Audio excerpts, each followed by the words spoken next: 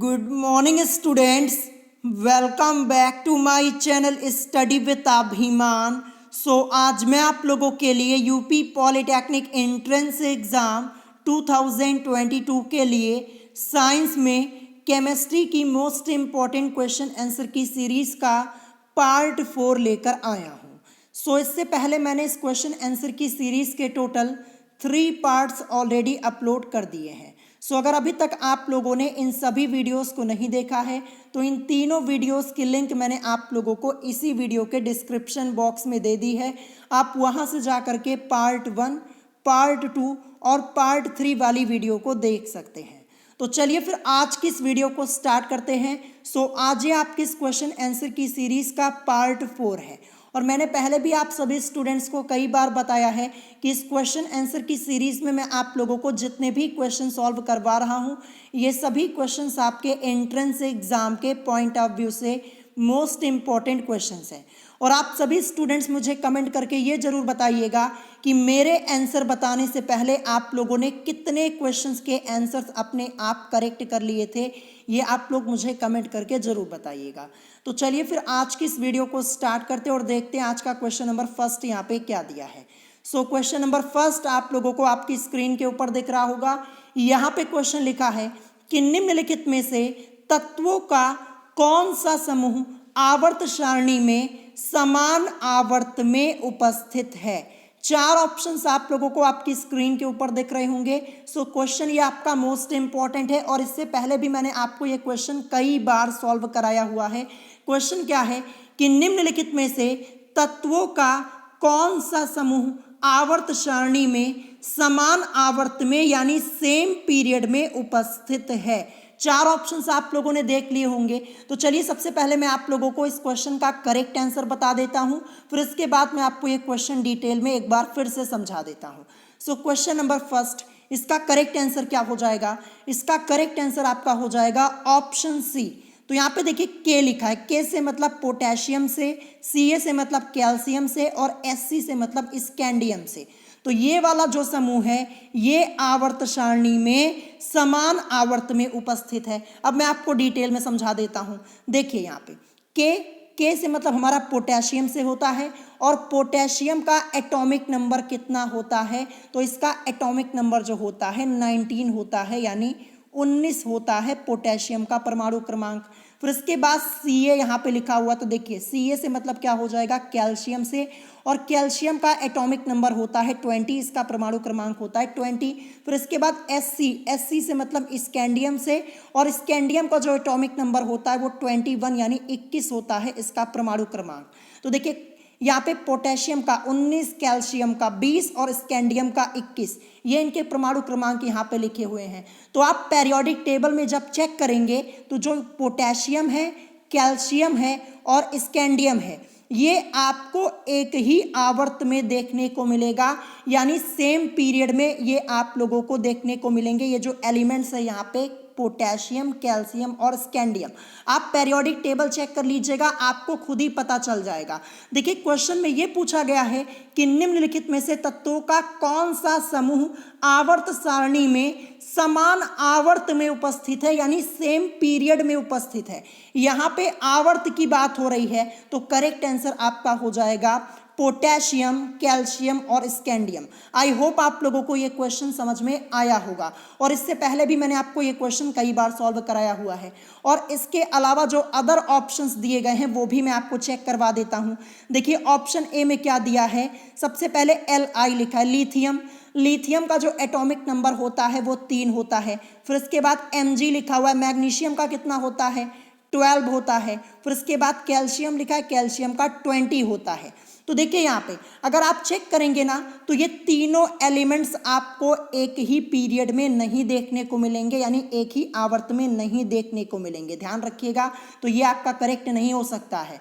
फिर इसके बाद यहाँ पे ऑप्शन भी आपका दिया है हाइड्रोजन, लिथियम और ब्रोमीन। तो देखिए H से मतलब हाइड्रोजन, हाइड्रोजन का एटॉमिक नंबर 1 होता है। फिर इसके बाद लिथियम दिया है, लिथियम का यहाँ पे एटॉमिक नंबर क्या होता है? 3 होता है। फिर इसके बाद ब्रोमीन यहाँ पे दिया है, ब्रोमीन का एटॉमिक नंबर क्या होता है, ब्रोमीन का होता है 35। ठीक है, तो ये भी जो तीनों एलिमेंट्स यहाँ पे दिए गए हैं ये भी आवर्त सारणी में समान आवर्त में उपस्थित नहीं है। आप पेरियोडिक टेबल चेक कर लीजिएगा, आपको खुद ही पता चल जाएगा, तो ये भी करेक्ट नहीं हो सकता। फिर इसके बाद यहाँ पे ऑप्शन डी दिया हुआ था फ्लोरीन, क्लोरीन और ऑर्गन। तो देखिए फ्लोरीन, एफ से मतलब फ्लोरीन, फ्लोरीन का एटॉमिक नंबर होता है 9। फिर इसके बाद क्लोरीन यहाँ पे है, क्लोरीन का एटॉमिक नंबर 17 होता है। फिर इसके बाद यहाँ पे ऑर्गन दिया है, ऑर्गन का एटॉमिक नंबर 18 होता है। तो देखिए ये भी तीनों एलिमेंट्स जो आपके दिए गए हैं, देखिए यहाँ पे तीनों आपके ये सेम पीरियड में उपस्थित नहीं है, समान आवर्त में उपस्थित नहीं है। ठीक है, फ्लोरीन का आवर्त अलग है और क्लोरीन और ऑर्गन का अलग है, आप पेरियोडिक टेबल में चेक कर लीजिएगा। ठीक है, अब देखिए यहाँ पे क्लोरीन और ऑर्गन ये तो आपको एक ही पीरियड में देखने को मिलेंगे, लेकिन जो फ्लोरीन है ये अलग आवर्त में उपस्थित होता है। और जबकि क्वेश्चन में पूछा गया कि तत्वों का कौन सा समूह आवर्त सारणी में समान आवर्त में उपस्थित है, यानी तीनों तत्व आपके समान आवर्त में उपस्थित होने चाहिए, वही आपका करेक्ट आंसर होगा। तो यहाँ पे जो आपका दिया हुआ था पोटेशियम, कैल्शियम और स्कैंडियम, ये तीनों ही एलिमेंट्स सेम पीरियड में उपस्थित हैं, यानी समान आवर्त में उपस्थित हैं। So correct answer option C हो जाएगा। तो ये कॉन्सेप्ट बेस्ड क्वेश्चन है, अगर आपको कॉन्सेप्ट पता रहेगा, पेरियोडिक टेबल के बारे में आपने अच्छे से पढ़ा होगा, तभी आप इस टाइप के क्वेश्चन को सॉल्व कर पाएंगे, नहीं तो फिर आपको ये क्वेश्चन ही समझ में नहीं आएगा कि इस क्वेश्चन में आखिर पूछा क्या जा रहा है। आप पेरियोडिक टेबल देखिएगा, वहां पे आपको पोटेशियम, कैल्शियम और स्कैंडियम ये तीनों ही एलिमेंट्स आपको एक ही आवर्त में देखने को मिलेंगे। आवर्त की बात हो रही है, पीरियड की, ये आपको ध्यान रखना है। ठीक है, तो आई होप आपको क्वेश्चन समझ में आया होगा। अब चलिए इसके बाद हम देखते हैं यहाँ पे नेक्स्ट क्वेश्चन क्या दिया है, क्वेश्चन नंबर 2। क्वेश्चन नंबर 2 आप लोगों को आपकी स्क्रीन के ऊपर यहाँ पे दिख रहा होगा। यहाँ पे क्वेश्चन लिखा हुआ है कि निम्नलिखित में से कौन सा गलत मिलान है। क्वेश्चन क्या है कि निम्नलिखित में से कौन सा गलत मिलान है। तो देखिए एक तरफ यहाँ पे एलिमेंट्स लिखे हैं, तत्व लिखे हुए हैं, और दूसरी तरफ उनका यहाँ पे लैटिन नाम लिखा हुआ है। तो आपको बताना है कि इन चारों ऑप्शंस में से कौन सा आपका ऑप्शन यहाँ पे गलत है, कौन सा मिलान यहाँ पे गलत है। तो देखिए ऑप्शन ए यहाँ पे लिखा हुआ है लेड, और लेड का लैटिन नेम यहाँ पे क्यूप्रम लिखा हुआ है। ऑप्शन बी यहाँ पे चांदी लिखा है, चांदी का लैटिन नेम यहाँ पे अर्जेंटम लिखा हुआ है। ऑप्शन सी यहाँ पे सोना लिखा हुआ है, और इसका यहाँ पे लैटिन नेम जो लिखा है वो ऑरम लिखा हुआ है। और ऑप्शन डी यहाँ पे टंगस्टन लिखा हुआ है, और टंगस्टन का यहाँ पे लैटिन नेम वोल्फ्राम लिखा हुआ है। तो इन चारों में से कौन सा गलत मिलान है ये आपको बताना है। सो क्वेश्चन नंबर 2, इसका करेक्ट आंसर क्या हो जाएगा। इसका करेक्ट आंसर आपका ऑप्शन ए हो जाएगा। जो यहाँ पे लिखा है लेड, लेड का लैटिन नेम यहाँ पे क्या लिखा है, क्यूप्रम लिखा है, जो कि गलत है। लेड का लैटिन नेम क्यूप्रम नहीं होता, तो फिर लेड का लैटिन नेम क्या होता है, तो इसका लैटिन नेम जो होता है वो होता है प्लम्बम।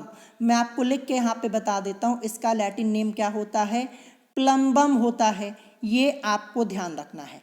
तो जो लेड है इसका लैटिन नेम क्या होता है, इसका लैटिन नाम होता है प्लम्बम। और जबकि यहाँ पे क्या लिखा हुआ है, क्यूप्रम लिखा हुआ है, तो क्यूप्रम नहीं होता, तो यही मिलान आपका गलत हो जाएगा। तो फिर ये क्यूप्रम जो है ये किसका लैटिन नेम होता है, तो ये होता है कॉपर का। किसका होता है, कॉपर का लैटिन नेम जो होता है वो क्यूप्रम होता है, ये आपको ध्यान रखना है। सो ऑप्शन ए इस क्वेश्चन का आपका करेक्ट आंसर हो जाएगा। यही मिलान आपका गलत है। लेड का लैटिन नेम क्यूप्रम नहीं, क्या होता है, प्लम्बम होता है। इसको नोट कर लीजिएगा, आपसे पूछा जा सकता है।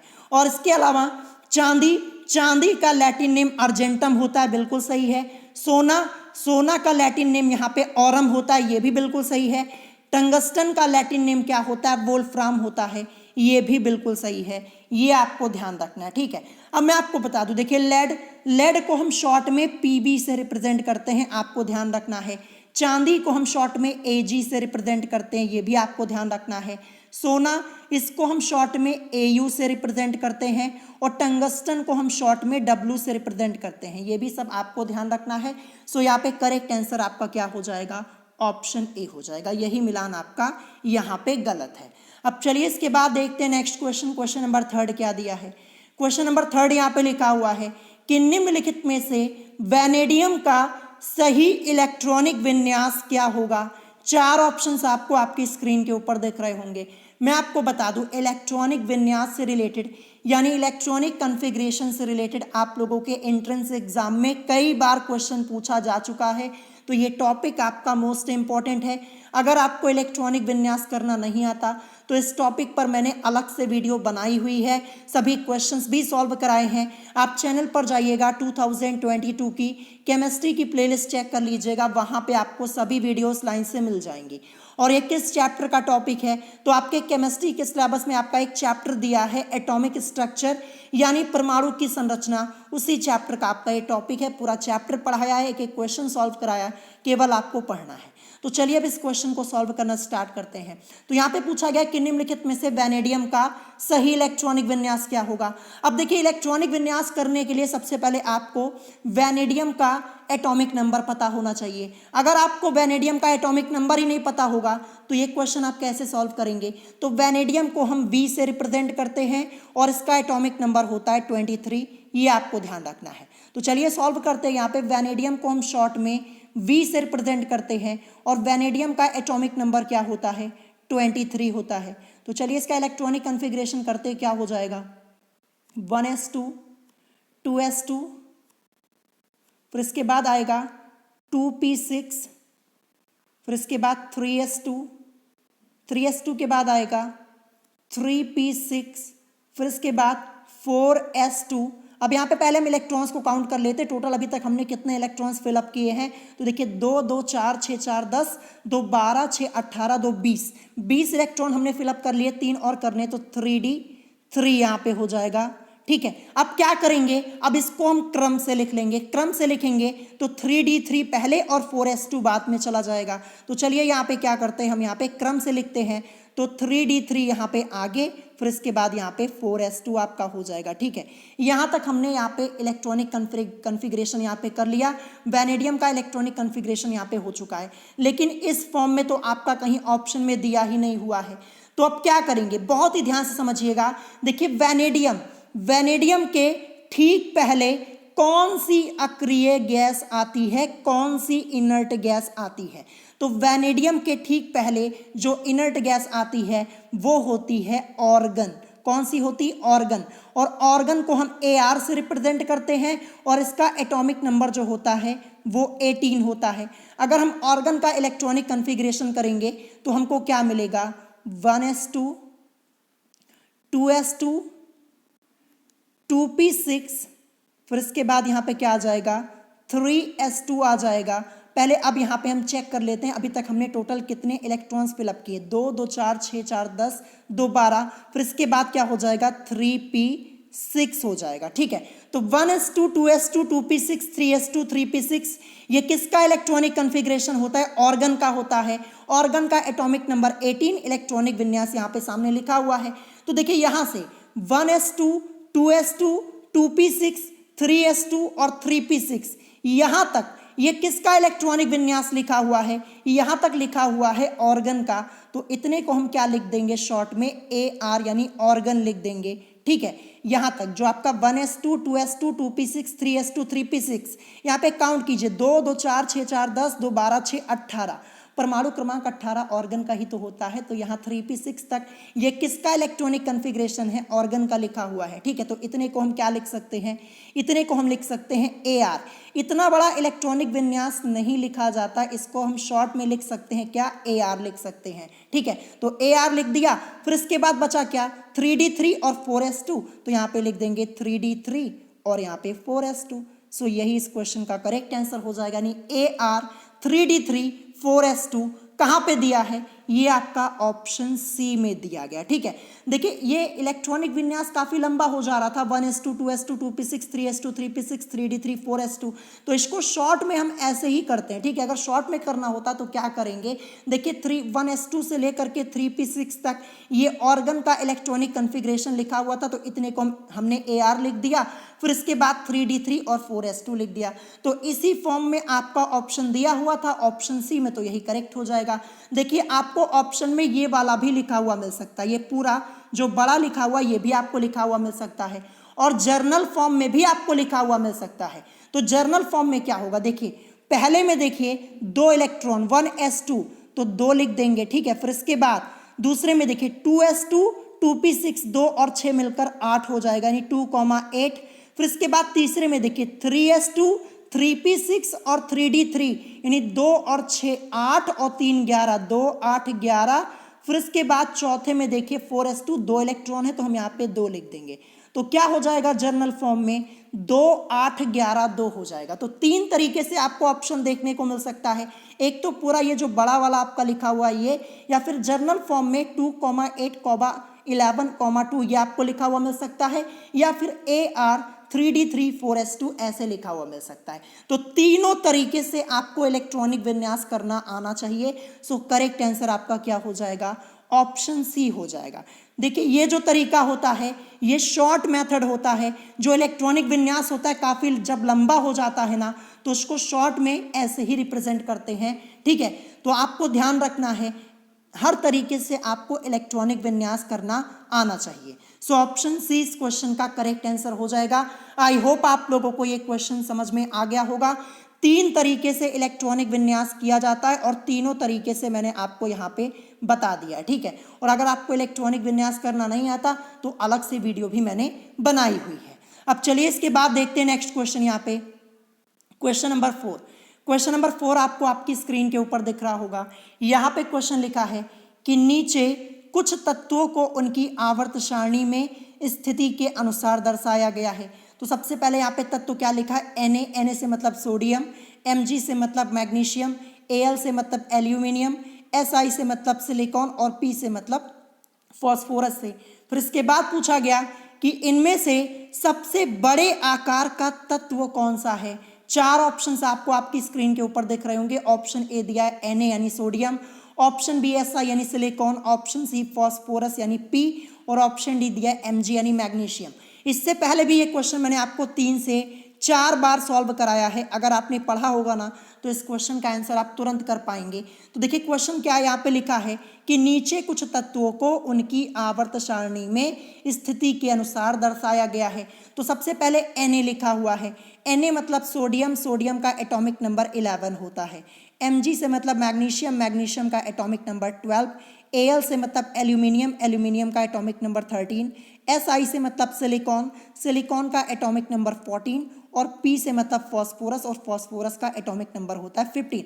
तो यहाँ पे ये क्रम से लिखे हुए हैं, यहाँ पे साफ साफ लिखा है कि नीचे कुछ तत्वों को उनकी आवर्त सारणी में स्थिति के अनुसार दर्शाया गया, यानी क्रम से ये तत्व आपके लिखे हुए हैं।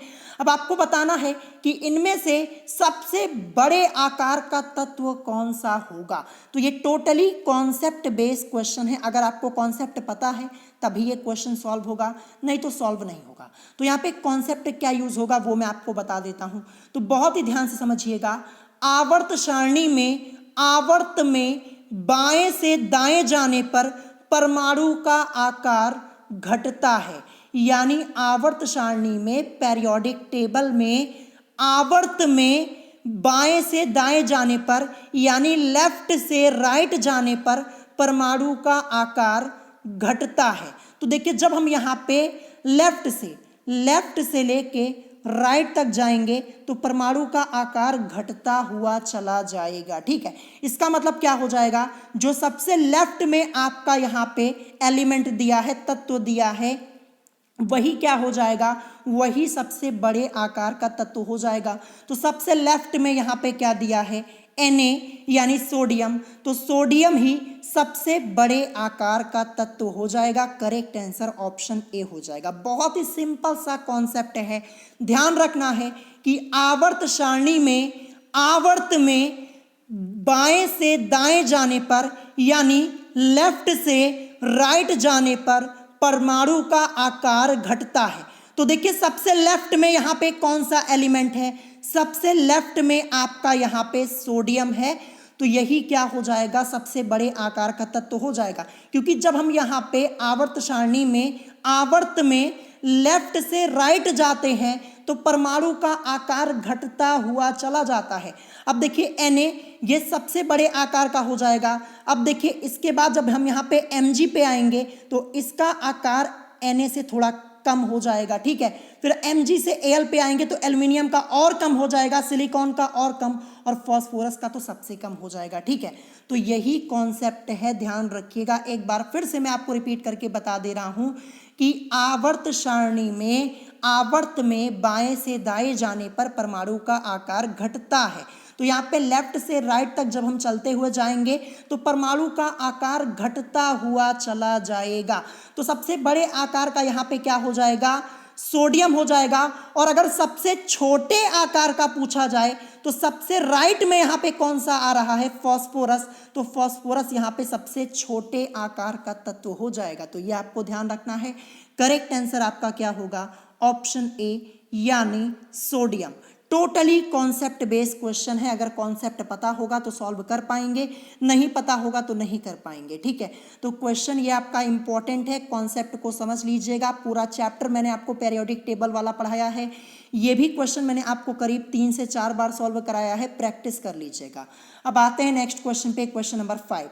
क्वेश्चन नंबर 5 आपको आपकी स्क्रीन के ऊपर दिख रहा होगा। क्वेश्चन यहाँ पे है कि वायुमंडल में किस गैस की उपस्थिति के कारण वायु में पीतल का रंग फीका पड़ जाता है। ऑप्शन ए दिया है नाइट्रोजन गैस के कारण, option B carbon dioxide gas के कारण, ऑप्शन सी ऑक्सीजन गैस के कारण, या फिर option D hydrogen sulphide gas के कारण।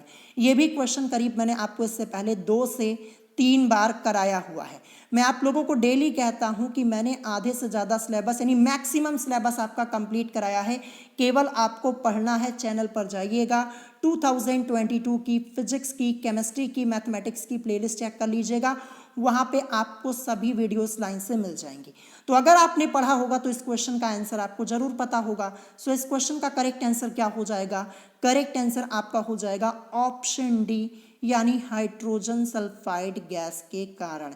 यानी वायुमंडल में किस गैस की उपस्थिति के कारण वायु में पीतल का रंग फीका पड़ जाता है, तो ये हाइड्रोजन सल्फाइड गैस के कारण होता है। हाइड्रोजन सल्फाइड इसका केमिकल फॉर्मूला H2S होता है, ये भी आपको ध्यान रखना है।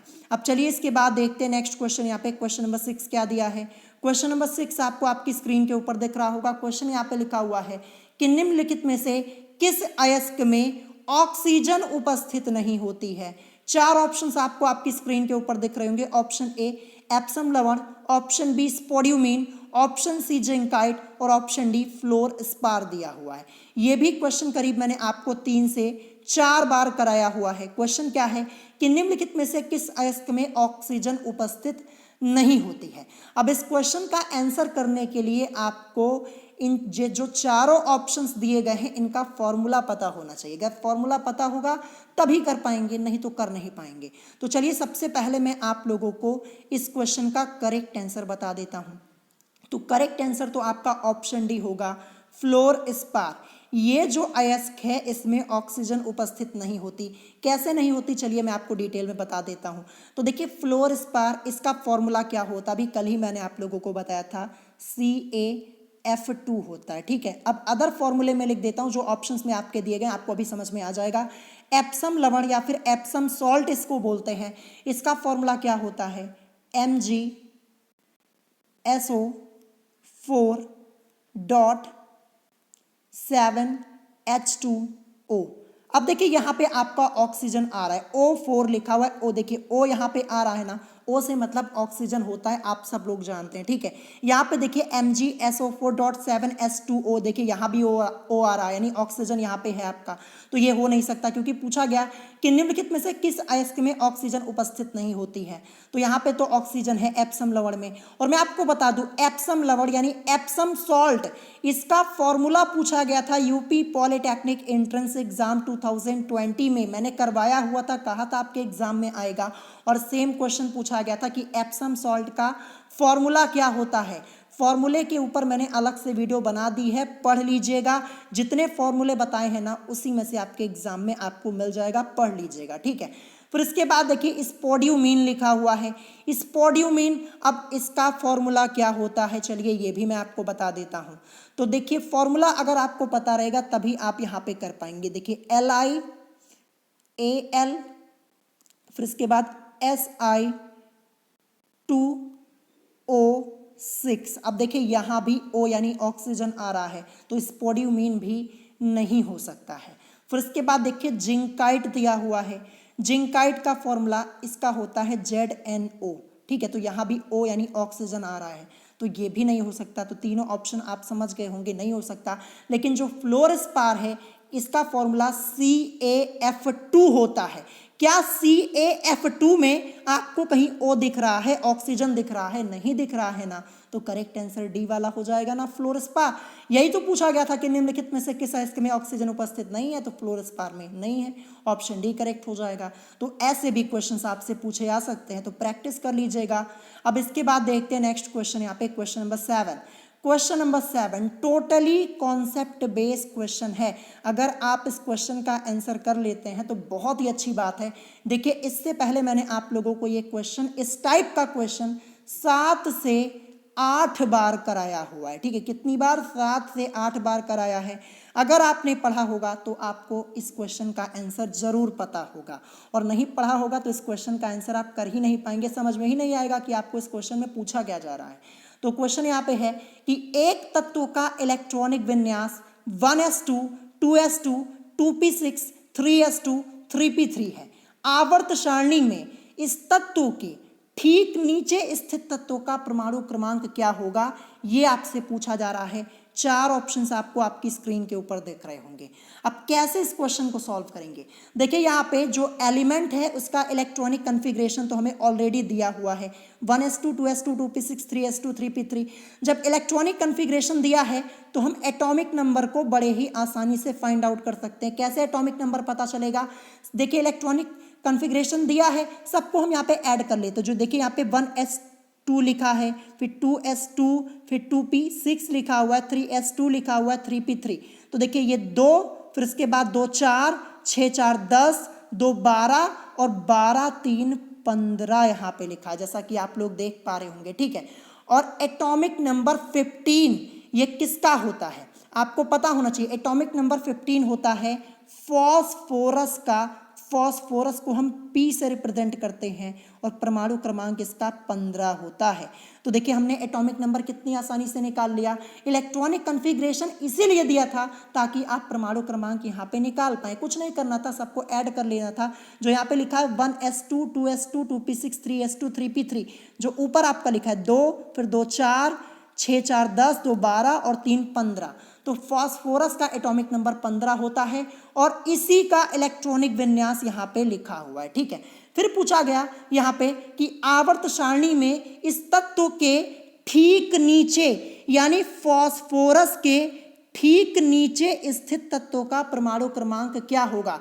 देखिए फास्फोरस के न लेफ्ट में पूछा जा रहा है, न राइट में पूछा जा रहा है, न ही ऊपर पूछा जा रहा है, नीचे पूछा जा रहा है कि आवर्त सारणी में फास्फोरस के ठीक नीचे कौन सा तत्व है और इसका परमाणु क्रमांक क्या है। यहाँ पे परमाणु क्रमांक पूछा गया है कि इस तत्व के ठीक नीचे स्थित तत्व का परमाणु क्रमांक क्या होगा। तो आवर्त सारणी में फास्फोरस के ठीक नीचे कौन सा तत्व होता है, तो आप बोलेंगे आर्सेनिक होता है।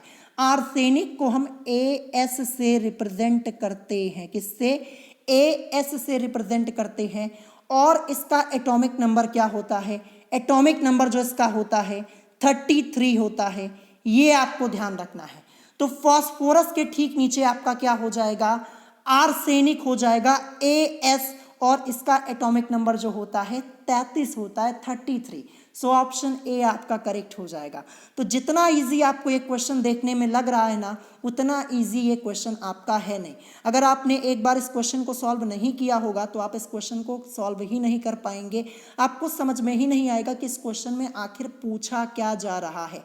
तो देखिए आपको यहाँ पे इलेक्ट्रॉनिक विन्यास दिया हुआ था, इलेक्ट्रॉनिक विन्यास की हेल्प से हमने पता कर लिया कि यहाँ पे ये किस तत्व का इलेक्ट्रॉनिक विन्यास दिया है। हमने यहाँ पे सबको ऐड कर लिया, जो यहाँ पे दिया हुआ था ऐड करने पर 15 मिला, और परमाणु क्रमांक 15 होता किसका है, फास्फोरस का। अगर आपको यही नहीं पता होगा कि परमाणु क्रमांक 15 फास्फोरस का होता है तो फिर आपसे ये क्वेश्चन नहीं सॉल्व होगा। इसीलिए मैंने आपसे कहा कि परमाणु क्रमांक 1 से लेकर के कम से कम 40 तक के तत्वों के परमाणु क्रमांक आपको याद होने चाहिए। अगर मैं आपसे पूछूं कि परमाणु क्रमांक 12 किसका होता है तो आप तुरंत बोलिए कि हाँ मैग्नीशियम का होता है। परमाणु क्रमांक 11 किसका होता है, सोडियम का होता है। परमाणु क्रमांक 24 किसका होता है, क्रोमियम का होता है। तो ये सब आपको पता होना चाहिए, अगर पता होगा तभी तो कर पाएंगे। तो यहाँ पे 15 आया हुआ था, तुरंत हमें पता चला कि ये फास्फोरस का है। फिर हमसे पूछा गया था यहाँ पे कि आवर्त सारणी में इस तत्व के ठीक नीचे, यानी फास्फोरस के ठीक नीचे स्थित तत्व का परमाणु क्रमांक क्या होगा। तो जब आप आवर्त सारणी देखेंगे, फास्फोरस के ठीक नीचे आर्सेनिक होता है, आर्सेनिक को AS से रिप्रेजेंट करते हैं, और इसका एटॉमिक नंबर 33 होता है। सो करेक्ट आंसर ऑप्शन ए हो जाएगा। तो आई होप आपको ये क्वेश्चन समझ में आया होगा। तो ऐसे भी क्वेश्चंस आपसे पूछे जा सकते हैं। अब आते हैं नेक्स्ट क्वेश्चन पे, क्वेश्चन नंबर 8। क्वेश्चन नंबर 8 यहाँ पे है कि निम्नलिखित में से कौन सा मिलान गलत है। क्वेश्चन क्या है, आपको बताना है कि निम्नलिखित में से कौन सा मिलान गलत है। देखिए एक तरफ यहाँ पे अयस्क लिखे हुए हैं और एक तरफ उनका फॉर्मूला यहाँ पे लिखा हुआ है।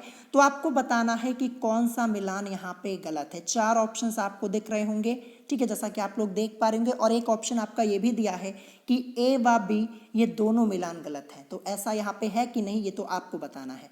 तो यहाँ पे देखिए ऑप्शन ए लिखा है मैलेकाइट, फॉर्मूला क्या लिखा है, CuOH का होल ट्वाइस डॉट Cu2CO3।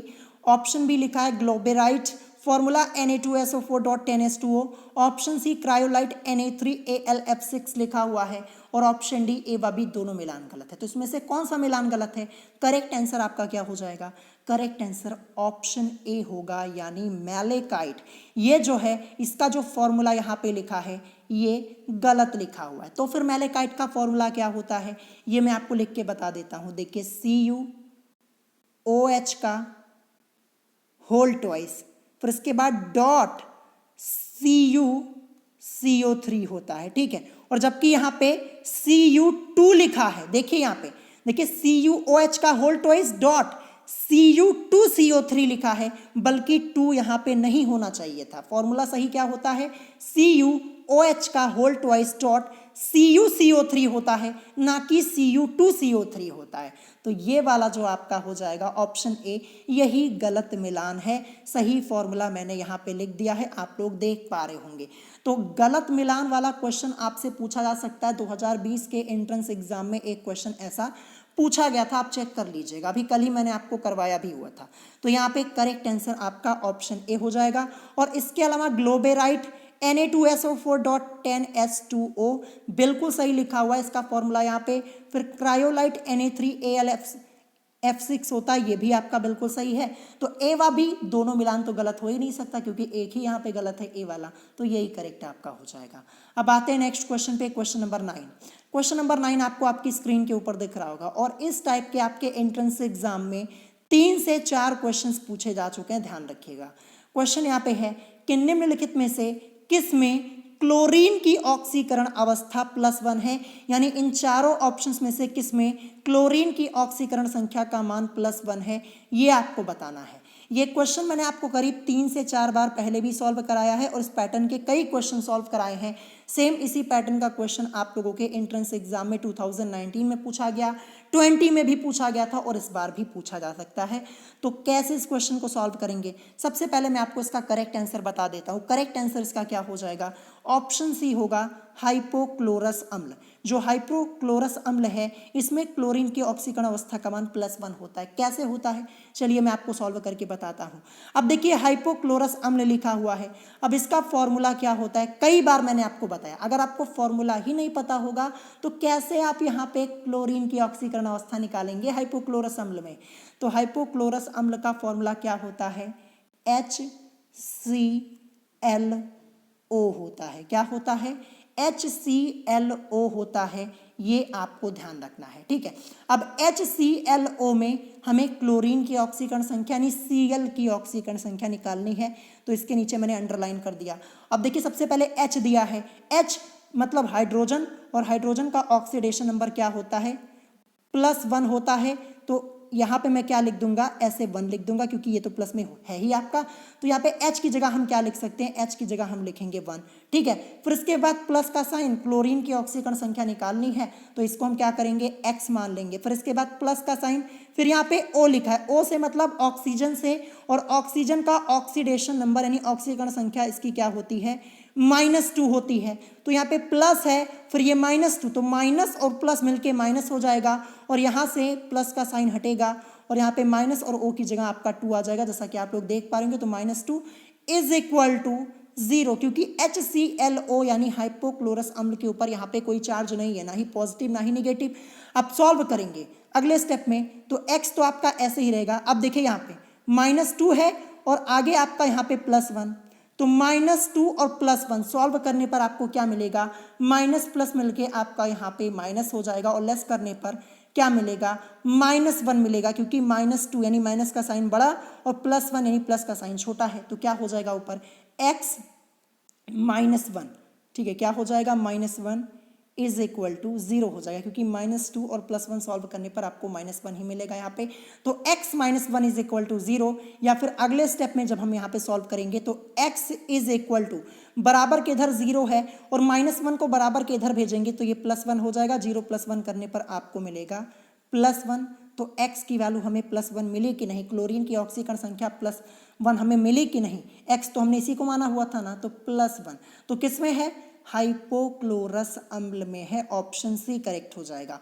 और इसके अलावा जो अदर ऑप्शन दिए गए हैं ना, वो भी मैं आपको चेक करवा देता हूँ। जैसे यहाँ पे जिंक क्लोराइड दिया है, ठीक है, जिंक क्लोराइड, ये भी मैं आपको सॉल्व करके बता देता हूँ। जिंक क्लोराइड, इसका फॉर्मूला क्या होता है, ZnCl2 होता है। अब इसमें हमें क्लोरीन की ऑक्सीकरण संख्या निकालनी है, तो देखिए Zn का ऑक्सीडेशन नंबर क्या होता है, Zn का होता है +2, तो ये 2 लिख देंगे इसकी जगह, इसका ऑक्सीडेशन नंबर मैंने लिख दिया। फिर इसके बाद प्लस क्लोरीन की ऑक्सीकरण संख्या निकालनी है, इसको X मान लेंगे, ठीक है। और कितने क्लोरीन, यहाँ पे Cl2 2 क्लोरीन है, तो क्या हो जाएगा, 2 × X हो जाएगा = 2X, यानी Cl2 की जगह हम क्या लिख देंगे, यहाँ पे 2X लिख देंगे। तो 2X = 0, क्योंकि ZnCl2 के ऊपर कोई चार्ज तो है नहीं, ना ही पॉजिटिव ना ही नेगेटिव। अब आगे इसको सॉल्व करेंगे तो क्या हो जाएगा, ठीक है। देखिए यहाँ पे अगले स्टेप में 2X = कर देंगे, 0 यहाँ पे बराबर के इधर है ही, और ये +2 जब बराबर के इधर जाएगा तो -2 आपका हो जाएगा, ठीक है। और देखिए 0 में से अगर हम -2 को लेस करेंगे तो हमें क्या मिलेगा, -2 मिलेगा, यानी 2X = -2, या फिर X = -2/2। सॉल्व करने पर हमें X की वैल्यू -1 मिलेगी, जबकि हमें यहाँ पे +1 चाहिए, तो ये हो ही नहीं सकता, तो जिंक क्लोराइड नहीं होगा। फिर इसके बाद यहाँ पे क्या दिया है, हाइड्रोक्लोरिक अम्ल दिया है, HCl दिया हुआ है, इसका फॉर्मूला HCl होता है। अब देखिए HCl में H से मतलब हाइड्रोजन, हाइड्रोजन का ऑक्सीडेशन नंबर +1 होता है। फिर इसके बाद क्लोरीन की ऑक्सीकरण संख्या निकालनी, इसको X मान लेंगे और = 0 हो जाएगा, क्योंकि यहाँ पे HCl के ऊपर कोई चार्ज तो है नहीं यहाँ पे। अब इसको सॉल्व करेंगे, X = बराबर के इधर आपका 0 है और 1 को बराबर के इधर लाएंगे तो इधर आके -1 हो जाएगा, और 0 में से -1 लेस करेंगे तो X की वैल्यू आपको -1 मिलेगी। तो यहाँ पे -1 आ रही है, बल्कि हमें +1 चाहिए, तो ये भी नहीं हो सकता। तो बचा क्या आपका, हाइपोक्लोरस अम्ल, जो कि मैंने आपको सॉल्व करके बताया अभी, +1 आपका आएगा, यही करेक्ट हो जाएगा, ध्यान रखिएगा। तो इस टाइप के क्वेश्चन की प्रैक्टिस आपको होनी चाहिए। अब देखते हैं आज का लास्ट क्वेश्चन नंबर 10 क्या दिया है। क्वेश्चन नंबर 10 यहाँ पे है कि निम्नलिखित में से फास्फोरस का आवर्त सारणी में स्थान है। 4 ऑप्शंस आपको दिख रहे होंगे। अब इस क्वेश्चन को सॉल्व करने के लिए सबसे पहले आपको फॉस्फोरस का एटॉमिक नंबर पता होना चाहिए। फिर इसके बाद आपको इलेक्ट्रॉनिक कन्फिग्रेशन करना आना चाहिए, तभी आप क्वेश्चन को सॉल्व कर पाएंगे। तो फॉस्फोरस का पूछा गया, तो फॉस्फोरस का एटॉमिक नंबर क्या होता है? फॉस्फोरस को P से रिप्रेजेंट करते हैं, एटॉमिक नंबर इसका 15 होता है। अब इसका इलेक्ट्रॉनिक विन्यास हम करेंगे तो क्या हो जाएगा? 1s2, 2s2, 2p6, फिर इसके बाद आएगा 3s2, फिर इसके बाद 3p3। इलेक्ट्रॉन्स काउंट कर लीजिए, 2 2 4 6 4 10, 2 12 और 3 15। इलेक्ट्रॉनिक विन्यास कंप्लीट हो गया। अब इसको हम जर्नल फॉर्म में लिख लेते हैं। तो देखिए पहले में 1s2 2 इलेक्ट्रॉन है।